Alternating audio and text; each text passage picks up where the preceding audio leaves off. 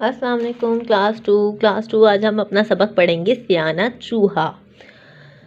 سیانہ چلاک چوہا یعنی مرزا صاحب کے گھر میں کہیں سے ایک چھوٹا سا چوہا گھس آیا تھا. اس چوہے نے ان کی ناک میں دم کر رکھا تھا. اس کو مارنے کی ساری کوششیں بیکار ہو چکی تھیں. چوہا کسی زمانے میں مر نہیں رہا تھا. بڑے اور بچے سارا دن اس کے پیچھے پیچھے بھاگتے رہتے تھے، مگر چوہا جتنا پھرتیلا تھا اتنا ہی چالاک بھی تھا. لوگوں کو دیکھتے ہی اپنے بل میں جا گھستا تھا. چوہا دان کا بھول کر بھی رخ نہ کرتا. صفحہ نمبر 43 سے پڑھا ہے ہم نے. صفحہ نمبر 44 کپڑوں سے لے کر بجلی کے تار تک اس نے کتر ڈالے تھے.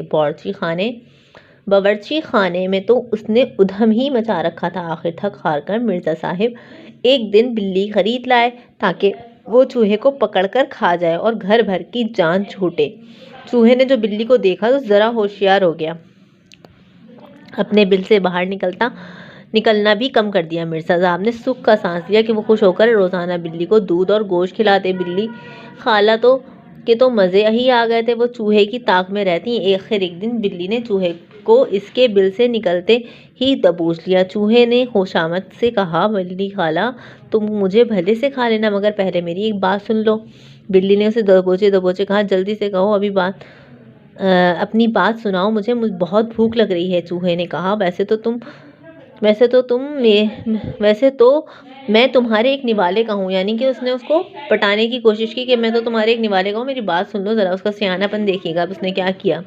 45 صفحہ نمبر.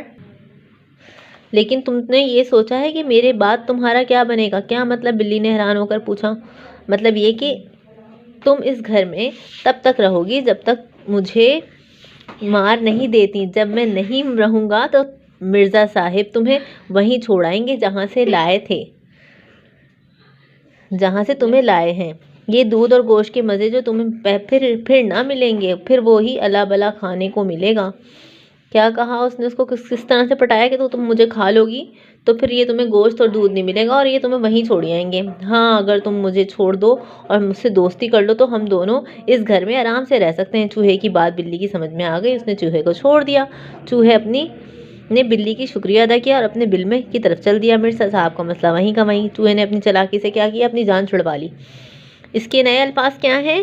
گھس، پھرتیلا، کتر، ادھم، سکھ، دبوچ، خوشامد، الا بلا، سیانہ. ٹھیک ہے، آپ نے بھی اس کی بلند خوانی کرنی ہے اچھے سے. ٹھیک ہے، میں کلاس میں آپ لوگوں سے سنوں گی بھی. اوکے کلاس، اللہ حافظ.